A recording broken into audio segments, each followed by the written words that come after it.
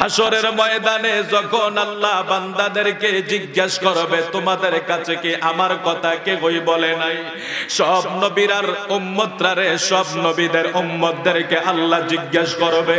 মুসা নবীর উম্মতরারেও জিজ্ঞাসা করবে, ইব্রাহিম নবী, নূহ নবী, এইভাবে সকল নবীদের উম্মতরারে আমার আল্লাহ জিজ্ঞাসা করবে।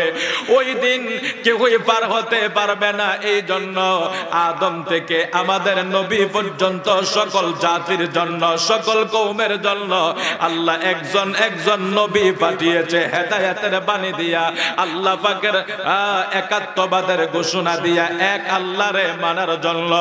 তো মুসা কালিমুল্লাহ এবং মুসার ভাই হারুনকে আল্লাহ ডেকে বলছেন, এ মুসা তুমি এবং তোমার ভাই চলে যাও ওই ফেরাউনকে দাওয়াতের জন্য, কারণ ফেরাউন সীমা লঙ্ঘনকারী হয়ে গেছে, সীমা ছাড়িয়ে গেছে, অর্থাৎ আল্লাহ তারে আযাব দিবে, গজব দিবে। তার আগে তাকে দাওয়াত দিয়ে দাও। দাওয়াতে যদি সে গ্রহণ করে, সে যদি ধর্মের ভিতরে চলে আসে, আমি তার পিছনের সবকিছু ক্ষমা করে দেব। আর যদি না আসে তাইলে তার আযাবের কথাও তাকে শোনায়া দিবা। মুসা এবং তার ভাইকে ইযহাবা ইলা ফিরআউনা ইন্নাহু তাগা, আল্লাহ যখন আদেশ করলো, ও মুসা যাও তোমরা ফেরাউনের কাছে চলে যাও, কারণ ফেরাউন এত ক্ষমতাশালী ছিল, ফেরাউনের রাজত্বের বয়স হইল দীর্ঘ 400 বছর। জোরে কোন আল্লাহু আকবার। 400 বছর রাজত্ব করা ব্যক্তিটা। ও ভাই, আমরা তো 30 বছরের ক্ষমতার দাপটে তো সইতে পারি না, আমরা 10 বছরের দাপটে তো সইতে পারি না। কত কি করে ফেলি, যেদিকে যাই চুরমার করে দেই। আমি ক্ষমতাবান, আমার পাওয়ার শক্তি সবকিছু আছে। ফেরাউন 400 বছর মসনদে বসা ছিল, 400 বছর মসনদে বসা। তো এত বড় একজন প্রভাবশালী ফেরাউন, আল্লাহ বলছে ইযহাবা ইলা ফিরআউনা ইন্নাহু তাগা, মুসা এবং তুমি তোমার ভাইকে নিয়ে যাও, তাকে দাওয়াত দাও। যদি না মানে বলতে তো পারবে যে তুমি আমার কথাটা তাকে শুনিয়েছিলা, তার মানে দায়িত্বটা শেষ করে নাও। এই জন্য মসজিদের ইমাম সাহেব ডাকতেছেন আপনাকে, হাইয়া আলাস সালাহ। ও ভাই কি বলতেছে, নামাজের দিকে আসো বলতেছে না? তো আসরের মাঝে ইমাম সাহেবকে আর ধরার সুযোগ আছে? শেষ, দায়িত্ব পালন করে দিয়েছে। হাইয়া আলাস সালাহ,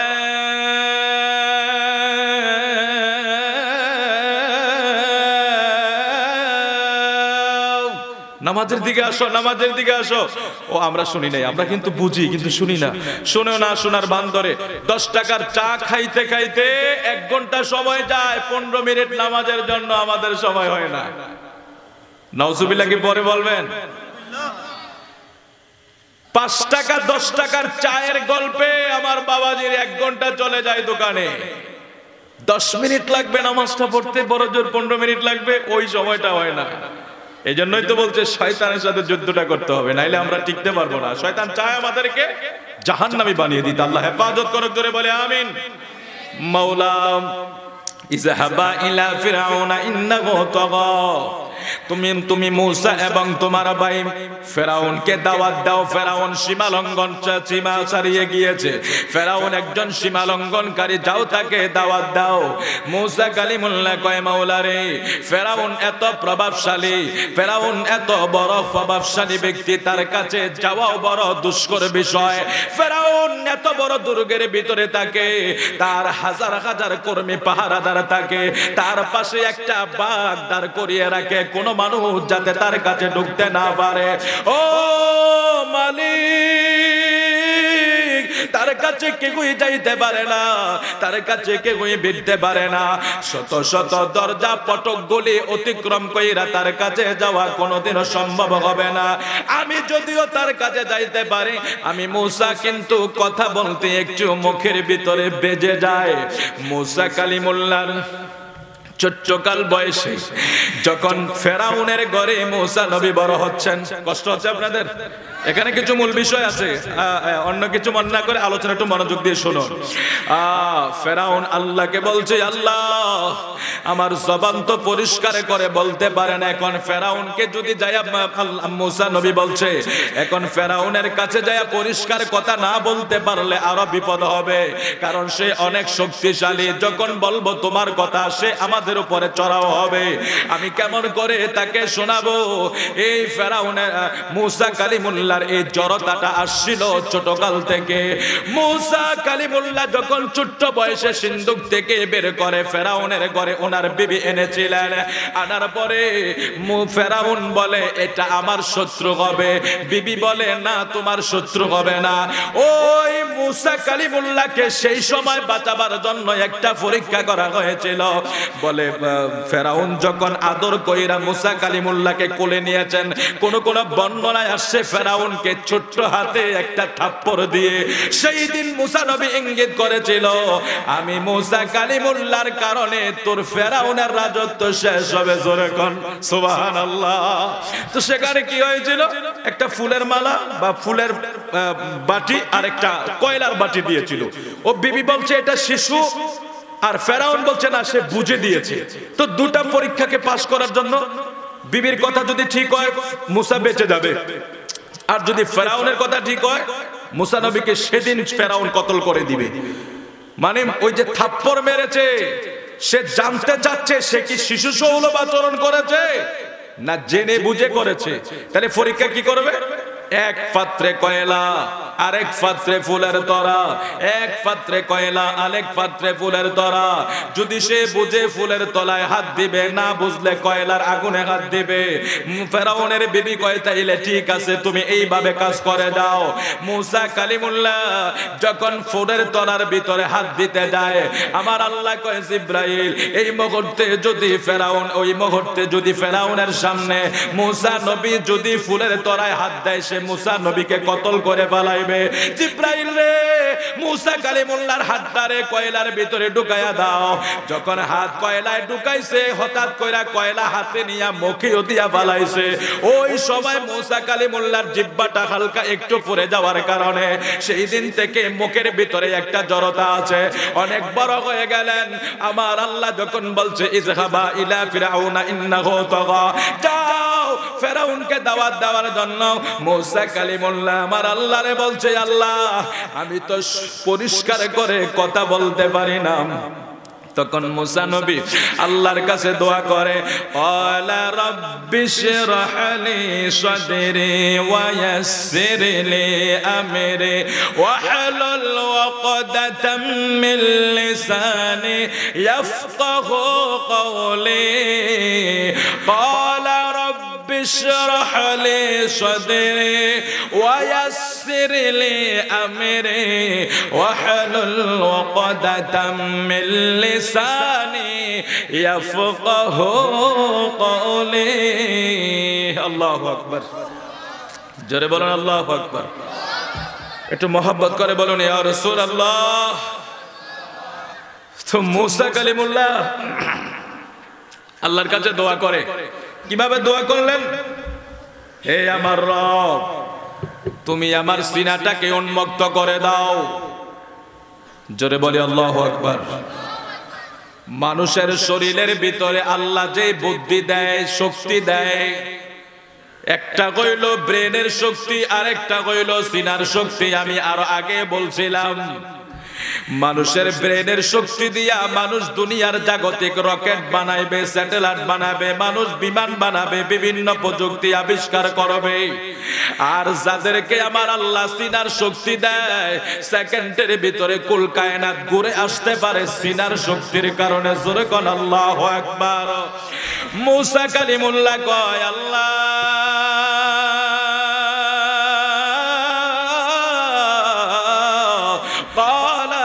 ইশরাহ লি সাদরি, ও মালিক আমার সিনাটাকে প্রশস্ত করে দাও, আমার সিনার ভিতরে শক্তি দিয়া দাও।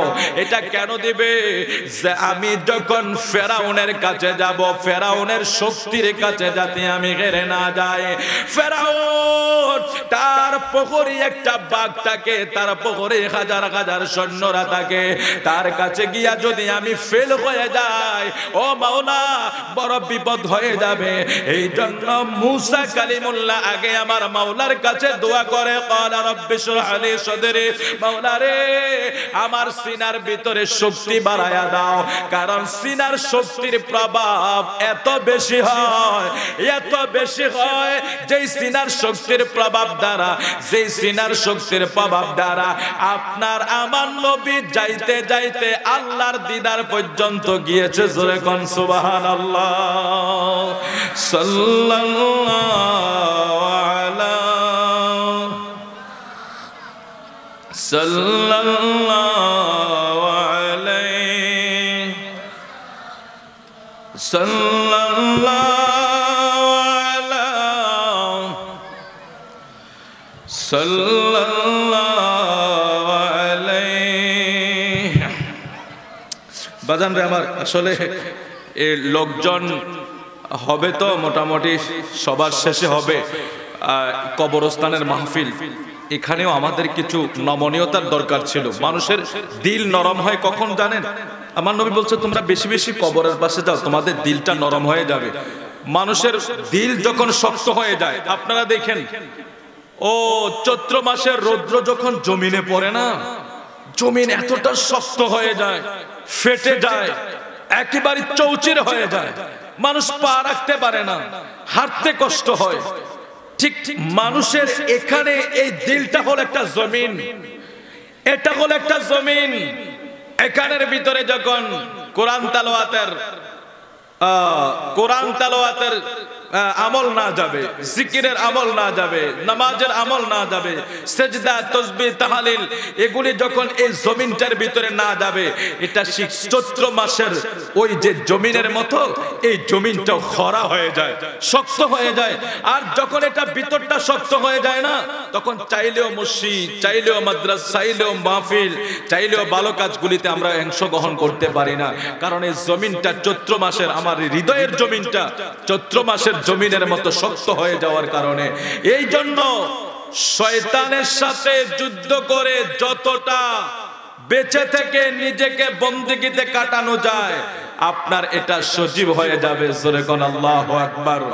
তো আমি খুব শর্ট করে বলছি, মুসা কালিমুল্লাহ আল্লাহর কাছে দোয়া করে, আল্লাহ ক্বালা রাব্বি শরহ লি সাদরি ওয়া ইয়াসসির রাব্বি শরহ লি সাদরি, ও মাওলা তুমি আমার সিনাটারে উন্মুক্ত করে দাও, আমার সিনাকে প্রশস্ত করে দাও, আমার সিনাকে খুলে দাও, এবং আমার কাজটা আমার জন্য সহজ করে দাও, আমার কাজ আমার জন্য সহজ করে দাও, আমার মুখের মধ্যে যে জড়তা আছে এটা দূর করে দাও, যেন তারা আমার সাবলীল ভাষাগুলি পাঞ্জল ভাষায় আমি কথা বললে বুঝতে পারে। মুসা কালিমুল্লাহ আমার আল্লাহর কাছে দোয়া করে দেয়, ক্বালা রাব্বি শরহ লি সাদরি ওয়া ইয়াসসির লি আমরি ওয়া হালুল উকদাতাম মিন লিসানি ইয়াফকাহু কওলি। মালিক রে আমার মুখের জড়তাটা দূর করে দিও, যাতে আমি সুন্দর ভাষায় তার সাথে কথা বলতে পারি। এখানে একটা আমল আছে, মাদ্রাসার ছাত্রদের জন্য প্রয়োজন, কলেজ ইউনিভার্সিটির ছাত্রদের জন্য প্রয়োজন। যারা বেশি বেশি এই দোয়াটা পড়বে, যারা বেশি বেশি তার সাথে আরেকটা দোয়া পড়বে, রব্বি জিদনি ইলমা, রব্বি জিদনি ইলমা। এটা বেশি প্রয়োজন ছাত্রদের জন্য, এটা বেশি প্রয়োজন কলেজ ইউনিভার্সিটি সহ মাদ্রাসায় যারা পড়ে তাদের জন্য। এই দোয়াটা বেশি পড়বে, রব্বি জিদনি ইলমা, এবং পড়বে ক্বালা রাব্বি শরহ লি সাদরি ওয়া ইয়াসসির লি আমরি ওয়া হালুল উকদাতাম মিন লিসানি ইয়াফকাহু কওলি। যেই দোয়াটা স্বয়ং মুসা কালিমুল্লাহ আমার আল্লাহর কাছে করেছিল, মালিক রে আমার সিনাটার শক্তি বাড়ায়া দাও, আমার সিনাটাকে প্রশস্ত করে দাও, আমার সিনার শক্তি বাড়ায়া দাও, এবং আমার জবানকে সুন্দর করে দাও। এই মুসা নবী আল্লাহর কাছে দোয়া করছে, আল্লাহ দোয়া কবুল করছে। এই আমলটা আমরাও করতে পারি। মাদ্রাসার ছাত্র যারা আছেন, কলেজ ইউনিভার্সিটিতে যারা পড়েন, অনেক সময় মেধা খুব অল্প, অনেক সময় মুখের জড়তার কারণে কথা বলা যায় না, অনেক সময় আপনার আমার ভাষা মানুষকে আমি শোনাইতে পারি না। যারা এই দোয়াটা প্রতিনিয়ত পড়বে, রব্বি জিদনি ইলমা, ক্বালা রাব্বি শরহ লি সাদরি ওয়া ইয়াসসির লি আমরি ওয়া হালুল উকদাতাম মিন লিসানি ইয়াফকাহু কওলি। যারা এই আমলগুলি করবে, এই আয়াতগুলি পড়বে, আমার আল্লাহ ইলম দ্বারা তার সিনাটাকে বরফর করে দিবে। জোরে কোন সুবহানাল্লাহ। তো মুসা কালিমুল্লাহ দোয়া করছে আল্লাহর কাছে, আল্লাহ দোয়া কবুল করে নিয়েছে। কবুল করে নিয়েছে। এবার মুসা কালিমুল্লাহ তো যেখানে রওনা হয়েছে ওনার বাইকে নিয়ে, ও ভাই সে তো অনেক ভিতর এক গহীন জায়গায় বসবাস করে, যেখানে গেটের পর গেট, গেটের পর গেট। তো মুসা কালিমুল্লাহকে দেখে সবাই তো সরিয়ে দেওয়ার জন্য খুব চেষ্টা করছে, কিন্তু মুসা নবী যখন হাতের লাঠিটা দিয়া একটু আঘাত করে, দরজা এক এক করে সব খুলে যাচ্ছে। সুবহানাল্লাহ বলবেন না? এটা কেন হচ্ছে জানেন? ওই যে মুসা নবী বলছে ক্বালা রাব্বিশরাহ লি সাদরি ওয়া ইয়াসসির লি আমরি, আমার জন্য কাজকে সহজ করে দাও এবং আমার সিনার ভিতরে শক্তি বাড়িয়ে দাও। ওই দোয়া করার কারণে যেখানে একজন রাজা বাদশার মেন জায়গায় প্রবেশ করতে বহু জায়গা অতিক্রম করা লাগে, অনুমতির প্রয়োজন হয়, গেট পার হতে হয়। সেখানে মুসা কালিমুল্লাহ একজন পয়গম্বর কিভাবে যাবে? জলিল আকদের পয়গম্বর তো যাবে কিভাবে? আল্লাহ সহজ করে দিলেন। কেমন করে? উনি যাচ্ছে গেট খুলে যাচ্ছে, উনি যাচ্ছে গেট খুলে যাচ্ছে, উনি যাচ্ছে গেট খুলে যাচ্ছে। তো গেট যখন খুলে যাচ্ছে, তো মুসা কালিমুল্লাহ যাইতে যাইতে যাইতে যাইতে ও তো ফেরাউনের মেন রাজদরবারে যখন চলে গেছে, এই তুমি কে? আমি মুসা। আচ্ছা তুমি কি ওই মুসা যাকে আমার বিবি লালন পালন করেছিল? সুবহানাল্লাহ বলবেন না? ফেরাউন বলছে এই তুমি কি ওই মুসা? বলে হ্যাঁ আমি ওই মুসা, যে মুসা তোমার ঘরে লালন পালন হয়েছিল। হ্যাঁ আমি সেই মুসা। তো কি জন্য এসেছো? বলে আমি এসেছি আনা রাসূলু রাব্বিক, আমি নবী মুসা ও তার ভাই তোমার রবের কাছ থেকে রসুল হিসাবে এসেছি। এই কথা বলতে দেরি ফেরাউন বলে প্রমাণ কি? ফেরাউন বলে প্রমাণ কি? তো যখন প্রমাণ চেয়েছে, আল্লাহ ফেরাউনকে প্রমাণ দেওয়ার জন্য একটা শিক্ষা দিচ্ছে। ওয়াদমুম ইয়াদাকা ইলা জানাহিকা তাখরুজ বাইদা মিন গায়রি সুইন আয়াতাল উখরা।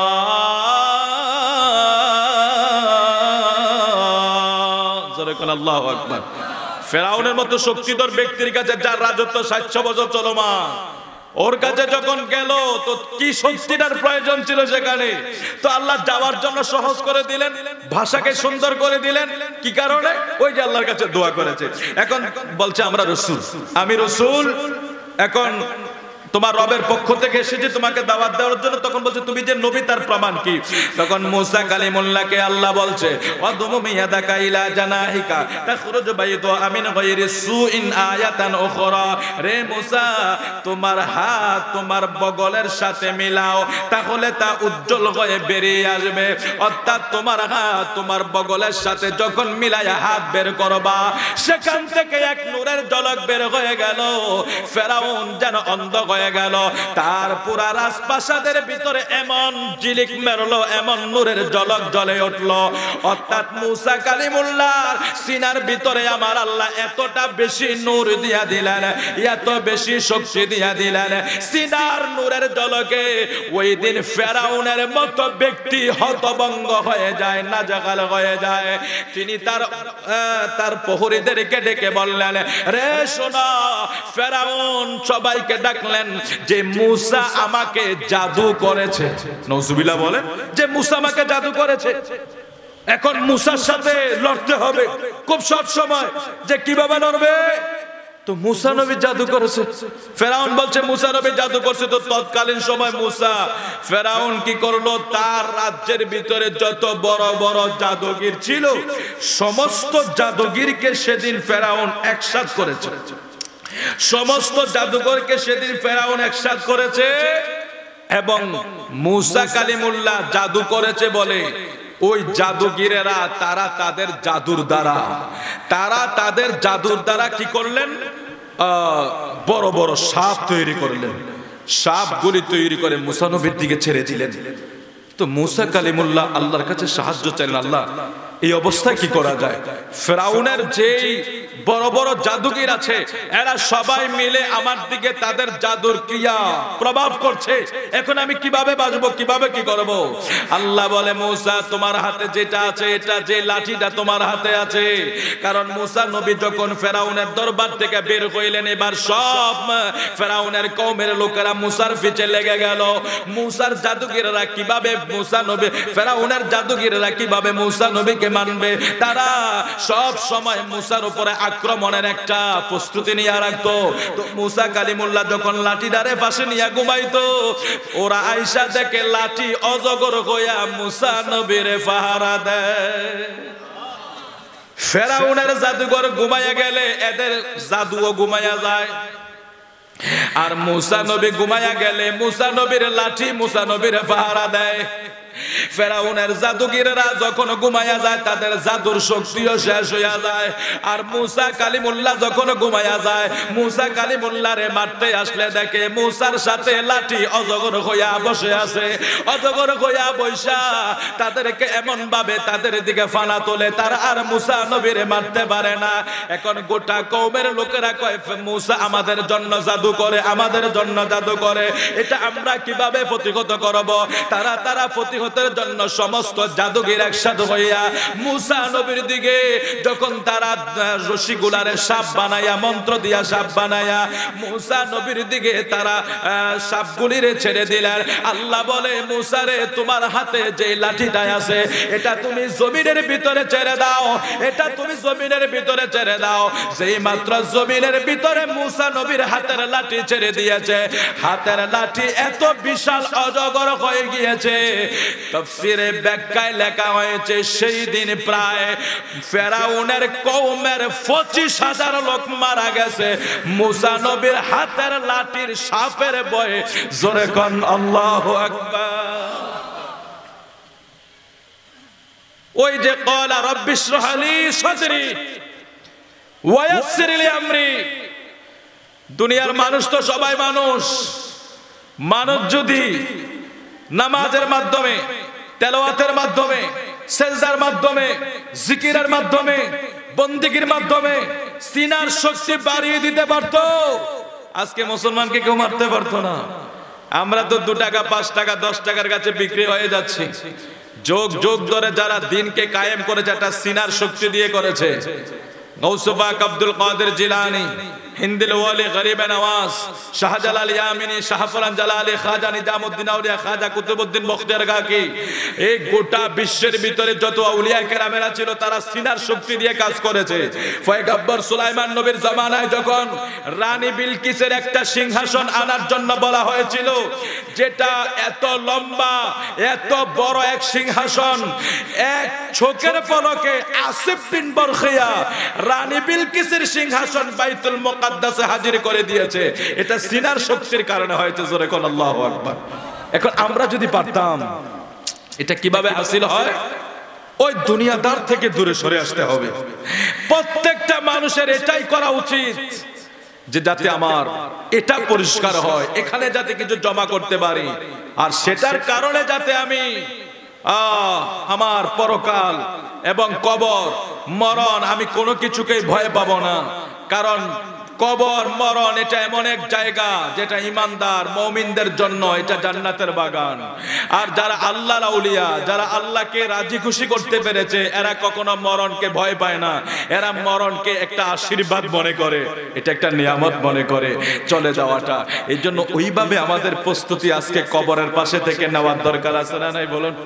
না শুধু মাহফিল করলে চলবে নাকি? আল্লাহ আমাদেরকে কবুল করুক, জোরে বলি আমিন। আমরা চেষ্টা করি, মাওলা তুমি আমাদেরকে কবুল করো। আমরা তো শয়তানের পেরে পরে করে ফেলি। রহিমা রহমান নামে তোমার, আল্লাহ গফুর গফার নামে তোমার, আল্লাহ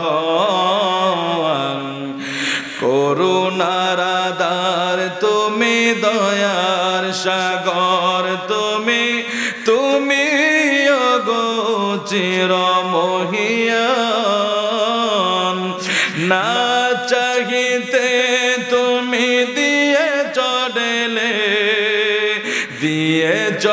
কত অনুদান, দিয়েছ কত অনুদান। করুণা ধার তুমি, দয়ার সাগর তুমি, তুমি অগোচর মহিয়ান। না চাহিতে তুমি দিয়েছ ঢেলে, না চাহিতে তুমি দিয়েছ ঢেলে, দিয়েছ কত দান। তুমি রহিম রহমান, তুমি রহিম রহমান।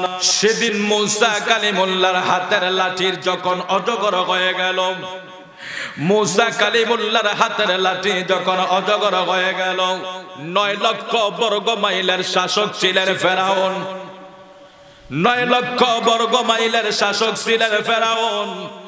এত বড় বাদশা প্রভাবশালী হওয়ার পরেও তাফসীরের কিতাবে এবং হাতিয়াতুস সাবিতে আসছে, তাফসীরে কাশফে আসছে, তাফসীরে জালালাইন সহ অনেক জায়গায় সেই বর্ণনাটা এভাবে আসছে। এরে সেই দিন মুসা কালিমুল্লাহর হাতের লাঠি যেই দিন অজগর হয়ে গিয়েছিল, অজগর হয়ে যেদিন ওই ফেরাউনের জাতিদের দিকে তেরে গিয়েছিল, তাদের জাদুর উপরে আক্রমণ করেছিল, 9 লক্ষ বর্গ মাইলের শাসক ফেরাউন সেদিন প্রায় মুসা কালিমুল্লাহর হাতের লাঠির সাপের ভয়ে 400 বার ফেরাউন পায়খানা করছে। নাউজুবিল্লাহ কইতেন না? 400 বার পায়খানা করেছে সেদিন ফেরাউন, অথচ 9 লক্ষ বর্গ মাইলের শাসক ছিলেন ফেরাউন। বেশি কিছু না। ফেরাউন বলে, মুসা নবী বলেছিল ক্বালা রাব্বি ইশরাহ লি সাদরি ওয়া ইয়াসসির লি আমরি। মালিক, ফেরাউনের সাথে কথা বলা যাবে না, একটু সহজ করে দাও। আল্লাহ বলছে যা, সহজ করে দিলাম। কতটা সহজ? হাতের লাঠি ছেড়ে দিলেন, অজগর হয়ে গেলেন। আর সেটা দেখে এতটা ভয় পেয়ে গেলেন, সেদিন ফেরাউন বর্ণনায় আসছে ফেরাউন 700 বার শুধু সাপ দেখে পায়খানা হয়েছিল। আর সেদিন ফেরাউনের যত কর্মচারী ছিল, তার যত সৈন্য ছিল, শুধু সাপের সুরত দেখে 25,000 মারা গেছে। আল্লাহু আকবার বলেন। মুসা কালিমুল্লাহর অজগরের হাতের লাঠি যে রূপ ধরেছে, মুসা নবী তো ভয় পেয়ে গেছে। মুসা নবীকে আল্লাহ, আমার নিজেরই তো ভয় লাগতেছে, আর ফেরাউন তো দূরের কথা, ও তো 400 বার দিয়েছে শেষ করে। মানে একবার দুইবার নয়, ও 400 বার করে ফেলেছে। তার যে সৈন্য আছে সেখানের ভিতরে 25,000 শুধু সুরত ধরে শেষ। এই অবস্থা দেখে সেই দিন মুসা কালিমুল্লাহর হাতে যত বড় বড় জাদুগির আছে সব মুসা নবীর হাতে ধর্ম গ্রহণ করে ফেলেছে। জোরে কোন সুবহানাল্লাহ। আরো জোরে বলি আল্লাহু আকবার। তো আল্লাহ বলছে, মুসা তুমি ভয় পেও না। মুসা নবী যখন একটু ভয় পাচ্ছিল যে এটা এত বিশাল আকার ধারণ করেছে, ফেরাউনের মতো ব্যক্তিকে স্তব্ধ করে দিয়েছে, পুরা পাতলা মারিগা এমন অবস্থা করে দিয়েছে, নাজেহাল হয়ে গিয়েছে ফেরাউন। 25,000 তার কর্মী এভাবে মরে গিয়েছে দেখে মুসা নবী নিজে একটু ভয় পেয়ে গেছে। আল্লাহকে, মুসা ভয় পাচ্ছ কেন? তুমি একটু ধরো। মুসা নবী ভয় ধরে না, তো যখন ধরতেছে না, আল্লাহকে তুমি ধরো। আল্লাহ সাওয়াত দিচ্ছে, তুমি ধরো, ধরলেই তো এটা আবার আগের মতো হয়ে যাবে। জোরে বলে আল্লাহু আকবার। আল্লাহ পারেনি, আসেনি ক্ষমতা আল্লাহর কাছে। ও ভাই, এটা যদি আমাদের বিশ্বাস থাকে তাহলে তো আমাদের চলার পথটাকে আমরা সেভাবে হিসাব করে চলতে পারি। মালিককে চিনবেন আগে, মালিককে। যে মালিক খাওয়াইতেছে, পড়াইতেছে, আপনাকে রিজিক দিতেছে, বাঁচিয়ে রাখছে, ওই মালিককে চিনবেন। আজকে একটা খবর আপনারা দেখেছেন কিনা জানি না, একটা সিএনজির ভিতরে 7 জন লোক একেবারে ফিস্ট হয়ে গিয়েছে। আপনারা, আমি খুব ভয় পাই, মানে আমি এগুলি দেখতে পারি না। এজন্য আমি কাটা ছেঁড়া ফাটা এগুলি দেখলে আমার খুব কেমন জানি ভয় লাগে। আমি একটু দেখেছি যে মানুষের এই ঠিক যেভাবে আছে একটা ছবি কেউ নিয়েছে, হাড্ডিগুলি পাওগুলি ভেঙ্গে, মানে কেমন যেন পুরাটা শরীর মনে হয় যেন রোলার চালিয়েছে কেউ। পুরা 7 জনের বডি চুরমার গাড়ির ভিতরে। তো ওরাও তো চিন্তা করেছে বাড়িতে যাব। আরেকটা সংবাদ দেখলাম, বিদেশ থেকে এসেছে মায়ের জানাজার জন্য। ও ভাই, মায়ের জানাজা পড়ার আগে ছেলে লাশ হয়ে গিয়েছে। তাহলে আল্লাহ কত মহান যে আল্লাহ আমাদেরকে এখনো আল্লাহ বাঁচিয়ে রেখেছে। আল্লাহ কত মহান, নামাজ না পড়ার কারণে আল্লাহ এখনো আমাদেরকে রিজিক দিচ্ছে। আল্লাহ কত মহান, আল্লাহর কোন শুকরিয়া আদায় করে আমরা শেষ করতে পারবো না, তারপর আল্লাহ আমাদেরকে আযাব গজব দেয় না। আল্লাহ কত মহান, আল্লাহ আমাদেরকে এখনো বাঁচিয়ে রেখেছে। এই জন্য বেশি বেশি শুকরিয়া করবেন, মাওলার ইবাদত বন্দেগি বেশি বেশি করবেন। আল্লাহ কবুল করুক, জোরে বলি আমিন। তো মুসা কালিমুল্লাহ তিনি যখন কওমের সাথে আলোচনা করছিলেন, দিনের দাওয়াত দিন দিন যখন বাড়তেছিলেন, কওমের সাথে আলোচনার এক পর্যায়ে কেউ একজন দাঁড়িয়ে বলল, মুসা নবী, আপনার কাছে আমি একটা প্রশ্ন করতে চাই। বলে, কি বলো? নবী, এই জামানার ভিতরে আপনি তো একজন পয়গম্বর নবী। বলে, হ্যাঁ, আপনার কাছে আমি জানতে চাই, এখন আপনার চেয়ে বড় আর কেউ আসেনি? মুসা নবী তো একজন জলিল কদর পয়গম্বর, এত বড় নবী, ওই সময় আর নবীর মতো আর কে হতে পারে? নবী তো নবী। তো মুসা নবী সরল মনে বইলা ফেলাইছেন, না, আমার মতো আর কেউ নাই। এই কথাটা আমার আল্লাহর পছন্দ হয় না। জোরে কোন আল্লাহু আকবার। মুসা নবী সরল মনে বইলা বালাইছে। যখন আল্লাহ বলছে, মানে জিজ্ঞেস করছে, ও নবী, আপনার মতো কেউ আছে? মানে আপনার চেয়ে বড় কেউ আছে? তো বড় কে? আর আমি তো। ঠিক আছে, মুসা নবীর কথা তো ঠিক আছে, কারণ মুসা তো তখন উনি জলিল কদর পয়গম্বর, তো উনি সকল বনী ইসরাইলের নবীদের নবী, তিনি জলিল কদর পয়গম্বর মুসা কালিমুল্লাহ, যিনি আল্লাহর সাথে কথা বলে। আল্লাহু আকবার বলবেন না? ও ভাই, আল্লাহর সাথে কথা বলে, এটা কি সাধারণ কথা নাকি? আমাদের আমল না থাকার কারণে আমার কাছে মনে হয় এটা মোবাইলে যেমনি কথা বলে এমনি বলে ফেলছে। মানে মোবাইলে সিম থাকলে তো নেটওয়ার্ক ওকে, টাওয়ারে লাগলে নেটওয়ার্ক ওকে। ও ভাই, সেটা এত সহজ ছিল না। মাওলার সাথে কথা বলা, মুসা কালিমুল্লাহ আল্লাহর সাথে কথা বলেছে। তো এমন একজন নবী তো বলেছে, তো ঠিক বলেছে, কিন্তু আল্লাহ বলে এটা আমার পছন্দ হয় না। জোরে বলে আল্লাহু আকবার। কত শিক্ষার বিষয় কত জায়গা থেকে আমরা নিতে পারি। তার মানে মুসা কালিমুল্লাহ জলিল কদর পয়গম্বর হওয়ার পরেও কথাটা যদি অন্যভাবে বলতেন আল্লাহ মেনে নিতেন, কিন্তু কথাটা যখন নিজের মাঝে নিয়ে আসলেন, যদি এভাবে বলতেন আমি তো আছি, আল্লাহ হয়তো জানে আরো থাকতেও পারে, সেটা যদি এইভাবে ছেড়ে দিতেন তাহলে হয়ে যাইতো। কিন্তু মুসা নবী যখন বলছেন, না, আমি তো আর কে আছে, আল্লাহ কয়, মুসা, তোমার কথাটাই আমার পছন্দ হয় না রে মুসা। আমি তোমাকে খবর দিলাম, আমি বলে দিলাম, এই জামানায় তোমার চেয়েও একজন শ্রেষ্ঠ ব্যক্তি আছে। জোরে কোন সুবহানাল্লাহ। মুসা নবী বেকার হয়ে গেছে, মালিক তুমি এগুলি কি বলো? আমার চেয়ে বড় কে আছে? হ্যাঁ, তোমার চেয়েও এলেম বেশি আছে এমন এক ব্যক্তি আছে। তো কে আছে? বলে, তাকে খুঁজে বের করতে হবে। তো বের করবা কেমন করে? চলতে হবে, পথ চলতে হবে। মালিক, ততদিন পর্যন্ত চলতে থাকবো যতদিন আমি তাকে না পাবো। মুসা নবীকে আল্লাহ যখন সংবাদ দিলেন যে তোমার চেয়েও এলেমে ওয়ালা, তোমার চেয়েও কিছু এলেম বেশি জানে এমন লোক তোমার এই এরিয়ার ভিতরে আছে। বলে, আল্লাহ, আমি এই লোকটার সন্ধান কেমন করে পাবো? আমি এই লোকটারে কোন জায়গায় গেলে পাবো? আমি এই লোকটার সন্ধান কেমন করে পাবো? মুসা কালিমুল্লাহ রে আমার আল্লাহ বলে দিলেন, মুসা রে, আমি তোমারে কিছু নিদর্শন দিয়া দেই। উনি ওনার সাথে ইউশা বিন নুন, ওই আরেকজনকে নিয়া, এবং মুসা কালিমুল্লাহ আল্লাহ বলেন, তোমার সাথে তুমি একটা মাছ নিয়ে নাও, মাছটা কড়াইয়ের ভিতরে নিয়ে রওনা হয়ে যাও। পথ চলতে থাকো, চলতে চলতে চলতে চলতে চলতে চলতে যেই জায়গায় গেলে দেখবা তোমার পাত্রের মাছটা নদীর ভিতরে চলে গেছে, ওই জায়গায় ওই লোকটার সন্ধান পাইবা। জোরে কোন আল্লাহু আকবার। আনলিমিটেড, কোনো ঠিকানা দেয় নাই, বলছে এইভাবে পথ চলতে থাকো। তার মানে কতদিন চলতে হবে সেটাও বলে নাই। এখানে ইলমে তাসাউফের অনেক বিষয় আছে। তো মুসা কালিমুল্লাহ মাছ নিয়ে যখন রওনা হয়েছে, যাচ্ছে যাচ্ছে, ইউশা বিন নুন সাথে আছে। কার সন্ধানে? ওই যে বলেছে আমার চেয়ে বড় কেউ আছে এই জগতে, এই জামানায়, তাকে আমি খুঁজে বের করব কিভাবে। যাইতে যাইতে যাইতে যাইতে কোথাও একটু ক্লান্তি চলে আসলো, তো ক্লান্ত অবস্থায় তো একটু ঘুমিয়ে গেলেন, বা কেউ বলেছে সেখানে একটু হাত মুখ ধুয়েছে। ওই অবস্থা থেকে আবার ওনারা হাঁটতে শুরু করলেন। ইউসা বিন নুন, মুসা কালিমুল্লাহ হাঁটতে হাঁটতে বহু দূর যাওয়ার পরে মুসা নবী কয় আমার তো পেটটা খিদা লাগছে, আমাকে একটু খাবার দাও। ইউসা বিন নুনকে বলছে আমাকে কিছু দাও।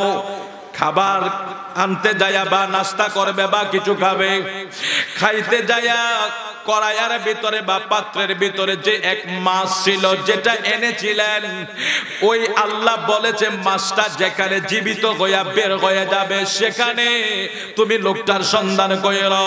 মুসা কালিমুল্লাহ ইউসা বিন নুনকে বলছে নাস্তা দাও। নাস্তা খুঁজতে যায়া দেখে মাছ কড়াইয়ের ভিতরে নাই। আল্লাহু আকবার বলেন। নাস্তা করতে গিয়ে দেখে মাছ কড়াইয়ের ভিতরে নাই। মুসা কালিমুল্লাহ কয় এরে ইউসা বিন নুন মাছ কই? কয় হুজুর বলতে তো পারবো না, তবে হ্যাঁ একটা কথা মনে পড়ছে হুজুর, আসার সময় আমরা একটা পাথরের জায়গায় মাল বাহারাইন, দুই সাগরের মধ্যস্থল জায়গায় আমরা একটু বিশ্রাম করেছিলাম, এখানে আমরা একটু বসেছিলাম যেই জায়গায়, ওই জায়গায় আমরা বসেছি, নদীর কিছু পানির ছিটা আইসা এটার কড়াইয়ের ভিতরে পড়ার কারণে মাছ জিন্দা হইয়া সেদিকে রওনা হয়ে চলে গেছে। তো মুসা নবী কো আরে আল্লাহ আমাকে বলছে মাছ যেখানে চলে যাবে সেখানে ও ওই লোকের সন্ধান পাবো। আবার ব্রেক করলেন, ফিরে গেলেন। এখানে একটা বিষয় হলো দেখেন, আচ্ছা আমরা যদি একটা মাছ নিয়া এই দেশের থেকে ওই দেশে রওনা হই, ও ভাই এটা 5 ঘন্টা পরে তো গন্ধ শুরু হয়ে যাবে, পচে পচে গন্ধ ছুটবে না? কিন্তু কি আশ্চর্যের বিষয়, মুসা নবীর মাছ তো পচলো না, গন্ধ ছুটলো না। তার কারণ কি? মুসা নবী কি একদিন চলছিল? তৎকালীন সময় তো চলতেছে চলতেছে, বহু সময় চলছে। তো কেন এটা গন্ধ হলো না, কেন এটা পচলো না? এটাও ছিল মুসা কালিমুল্লাহর সদরাতে থাকার কারণে মাছও পচে না। জোরে কোন আল্লাহু আকবার।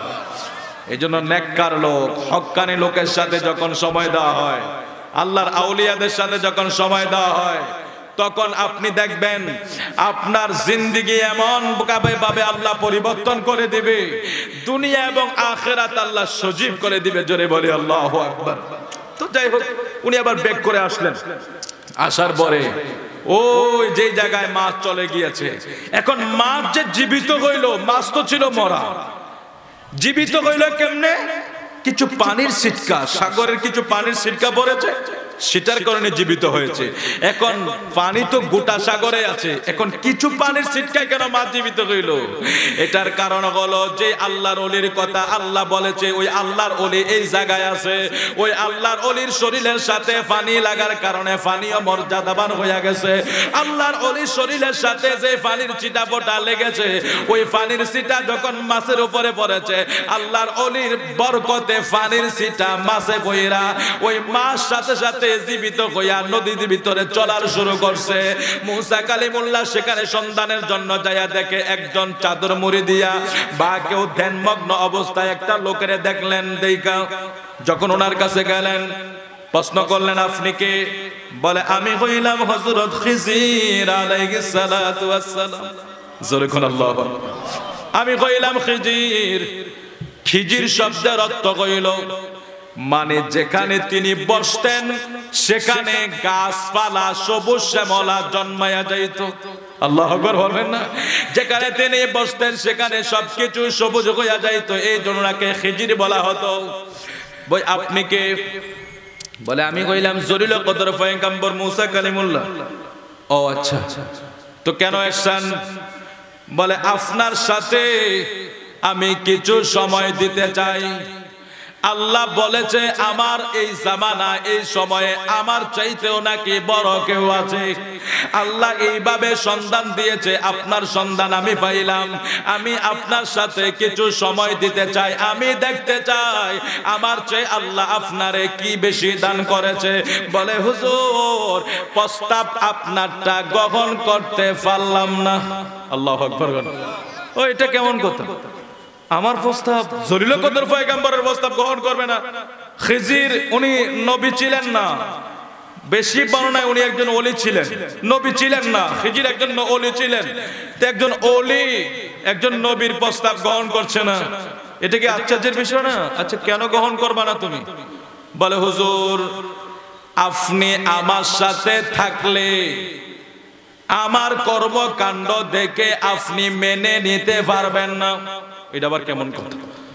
ওই তুমি আবার এটা কেমন ব্যক্তি যে আমি তোমার সাথে থাকলে তোমার কর্ম আমি মেনে নিতে পারবো না? বলে আমি ঠিক বলছি, আপনি জলিল কদর পয়গম্বর হওয়ার কারণে আপনার প্রস্তাবে আমি নাকচ করে দিলাম। এই কারণে আপনি মুসা কালিমুল্লাহ আমার সাথে থাকলে আপনি আমার কাজকর্ম আপনি মেনে নিতে পারবেন না। বলে খিজির রে শোনো, আমি বলে দিলাম আমি তোমার সকল কাজকর্মের উপরে আমি কোনো কথা বলবো না, আমি কোনো প্রত্যুত্তর করব না, তোমার সকল কর্মগুলি আমি মেনে নিব। খিজির আলাইহিস সালাম বলে না তুমি মেনে নিতে পারবা না। শেষ পর্যন্ত প্রস্তাবে রাজি হইয়া হযরত খিজির বলে মুসা কালিমুল্লাহ আপনি আমার সাথে চলতে শুরু করেন। চলতে যখন শুরু করছে যাওয়ার আগে কমিটমেন্ট হয়েছে আপনি আমার কোন কর্মে বাধা দিতে পারবেন না। আল্লাহু আকবার বলবেন না? বলছে বাধা দিতে পারবেন না। চলতে শুরু করলেন, যাচ্ছে কিছু দূর যাওয়ার পরে একটা নৌকার ভিতরে উঠলেন। নৌকাটা নতুন বড় সুন্দর। এখানে খিজির হযরত খিজিরকে দেখে চিনে ফেললেন নৌকার মাঝি। তো নৌকার ভিতরে উঠলেন।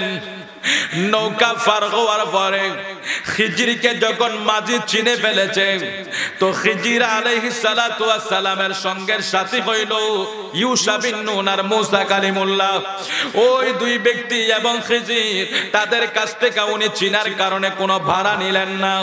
কিন্তু খিজির যাওয়ার সময় হাতের ভিতরে একটা বল্লম ছিল বা তরবারি ছিল, যে কোনো একটা অস্ত্র ছিল, এটা দিয়া নতুন নৌকাটারে ফুটা কইরা দিছে।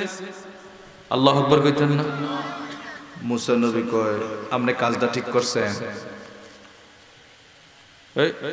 কাজটা ঠিক করছেন আপনি। এই লোকটা আমরা টাকা ছাড়া পার করলো। মনোযোগ দিয়ে শুনলেন, এগুলি তো সচরাচর ওয়াজ হয় না। বেশিরভাগ ওয়াজ তো আমরা আমাদের নবীকে নিয়ে করি, ওয়াজগুলি এখন কম হয়, এই জন্য এগুলি বুঝতে কষ্ট হবে। তো মুসা নবী ওই যে কমিটমেন্ট হয়েছে আমার সাথে থাকবেন ঠিক, কিন্তু আমার কোন কাজের প্রতি উত্তর বা বাধা দিতে পারবেন না। কিন্তু ওয়াদা তো ভঙ্গ হয়ে গিয়েছে। সামনে কি কেমন করে ওই মুসা নবী সহ্য করতে পারছে না। মুসা নবী তো শরীয়তের চিন্তা ভাবনা, আর উনি তো ইলমে তাসাউফ মারিফতের চিন্তা করে, মানে একজন মারিফতের চিন্তা করে, একজন শরীয়তের চিন্তা করে। তো মুসা নবী তো যাওয়ার টাইম বলছে ওনার কাজে যাতে কোনো বাধা না দেয়। মুসা নবী বলছে ঠিক আছে বাধা দেব না, কিন্তু ওটা ব্যতিক্রম হয়ে গেছে। মানে মুসা নবীর কথা হইলো এই মাঝিটা গরিব মানুষ, সে আমাদেরকে টাকা ছাড়া পার করলো, আমাদেরকে মহব্বত করে টাকা নিল না, আপনি উল্টা তার নৌকা ফুটা করে দিলেন, এটা কেন করলেন? বলছে বুঝছি আপনি আমার সাথে থাকতে পারবেন, আপনি চলে যান আপনার রাস্তায়। ঠিক আছে আর কোনো কিছু বলবো না, চলেন সামনের দিকে চলেন। জোরে বলে আল্লাহু আকবার। সামনের দিকে চলতে থাকেন। সামনে যাইতে যাইতে বিশাল একটা মাঠের ভিতরে অনেকগুলি বাচ্চারা খেলাধুলা করে, সেখান থেকে একজন সুদর্শন যুবক, সুন্দর একটা বাচ্চা শিশু, এই বাচ্চাটাকে এনে খিজির জবাই করে দিছে। আচ্ছা এবার কি মুসা নবীর মাথা ঠিক থাকে? মুসা নবী তো এমনি তো জলিল কদর গরম নবী, ওই ফতমটার ভিতরে বাধা দিছে। বলছে না থাক, আর আপনার কোন কাজে আমি বাধা দেব না। তো বাধা দেব না কই সামনের দিকে বাড়ছে। তো সামনের দিকে বেরে যখন হযরত খিজির যারা বাচ্চারা খেলাধুলা করতেছে ওখান থেকে একটাকে টেনে এনে খিজির জবাই করে দিয়েছে। মুসা নবীকে আপনি কাজটাকে ঠিক করেছেন? মানে আমি বলছি আপনি আমার সাথে থাকলে পারবেন না। আল্লাহু আকবার বলবেন না? আমি না বলছি আপনি আমার সাথে থাকলে পারবেন না। তো মুসা নবী ওরা আশ্চর্য হয়ে যাচ্ছেন আর কি, যে আসলে বিষয়টা কি, মানে ওইগুলো কি করছে।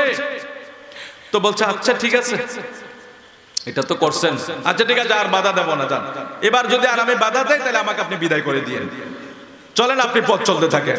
মুসা কালিমুল্লাহকে নিয়ে হযরত খিজির পথ চলতে থাকলেন। চলতে চলতে চলতে চলতে সামনে যায়া একটা জনপদের মাঝে গেলেন। কিছু বাড়িঘর আছে, কিছু মানুষ আছে সেখানে গিয়া ওই বাড়িওয়ালাদের কাছে, মানুষের কাছে খাবার চাইলেন। হযরত খিজির এবং মুসা কালিমুল্লাহ তারা খাবার চাইলেন, আমরা বহু দূরের মুসাফির, আমাদের পেটে ক্ষুধা আছে, আমাদের পেটে খাবার নাই, আমাদের জন্য কিছু খাবারের ব্যবস্থা করো।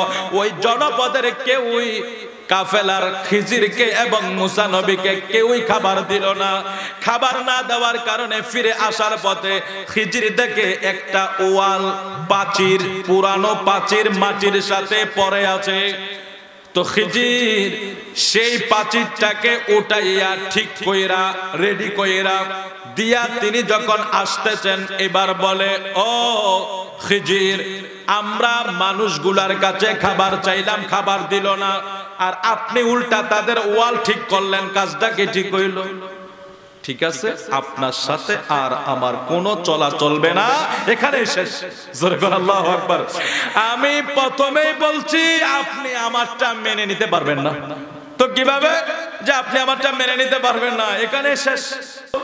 তো বলছে ঠিক আছে, মুসা নবী বলে, ঠিক আছে, আর কোনো কথা নেই, এখানে শেষ।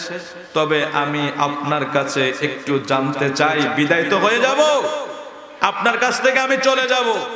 এই জনপদ নৌকার মাঝি ভালো কাজ করলো, আপনি নৌকা ফুটা করে দিলেন। শিশু খেলাধুলা করে তাকে জবাই করে দিলেন। জনপদ আমাদেরকে খাবার দিল না, আপনি তাদের ওয়াল ঠিক করে দিলেন। আচ্ছা, এটার কারণটা কি আপনি একটু আমাকে একটু বলেন, কারণ সবকিছু তো আমার চিন্তার চেয়ে উল্টা হয়েছে, আর আমি সেটা মেনে নিতে পারছি না। আপনি একটু আমাকে বলেন সেটা কেন করেছেন। জোরে বলি আল্লাহু আকবার। সালাতুন ইয়া রাসূলুল্লাহ আলাইকুম,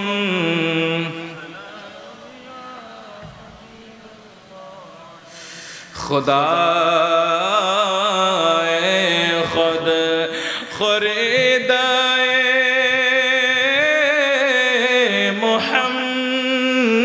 মুহাম্মদ, खुदा मिलता बबाज़ारे मोहम्मद, सलातुन या रसूल अल्लाह, सलामुन या हबीब अल्लाह, ला इलाहा इल्लल्लाह, ला इलाहा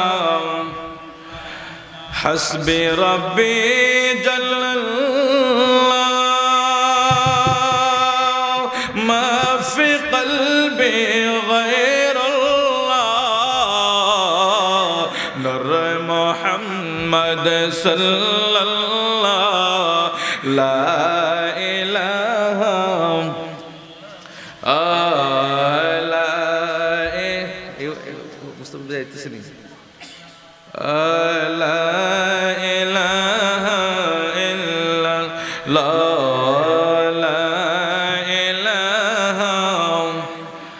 হায়াতের মালিক এক আল্লাহ,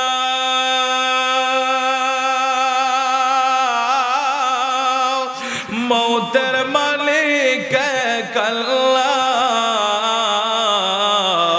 রিজিকের মালিক এক আল্লাহ, লা ইলাহা ইল্লাল্লাহ, জোরে ইল্লাল্লাহ, লা ইলাহা ইল্লাল্লাহ, জোরে লা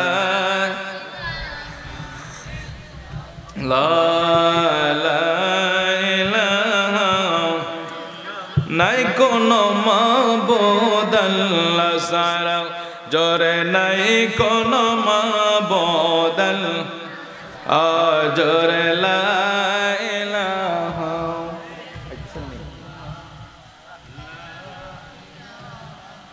ইল্লাল্লাহ, লা ইলাহা। নারে তাকবীর, নারে রিসালাত, নারে গাউসিয়া। হযরতুল আল্লাহ মাওলানা মুফতি কাজী মুস্তাফিজুর রহমান বাশারি হুজুরের আগমন। আওয়াজ করে বলে মারহাবা, জোরে বলেন মারহাবা।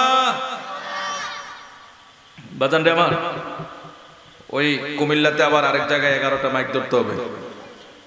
এখন তো ঝামেলা, মানুষের মন রাখতে যেয়ে নিজের অনেক কষ্ট হয়। তো যাই হোক, আবার ওয়াজটা আপনারা সবসময় শোনেন। আমাদের আরো অনেক আলেম ওলামা আছে, আজকের প্রধান বক্তা এখনো রয়েছে, এরপরে আমার শ্রদ্ধাভাজন ভাই আলোচনা করবে। সব মিলিয়ে মোটামুটি অনেক সময় হয়ে যায়। আমি একটা সময় হিসাব করলাম যে মোটামুটি ভাই যদি 1-1.5 ঘন্টাও করে, এরপর ওই বক্তা ধরতে ধরতে 12টা বেজে যাবে। তারপরে প্রধান বক্তা কখন ওয়াজ করবে, একটু রাত্র বেশি হয়ে যাবে। মাহফিলগুলো 12টার বেশি না যাওয়াই উচিত।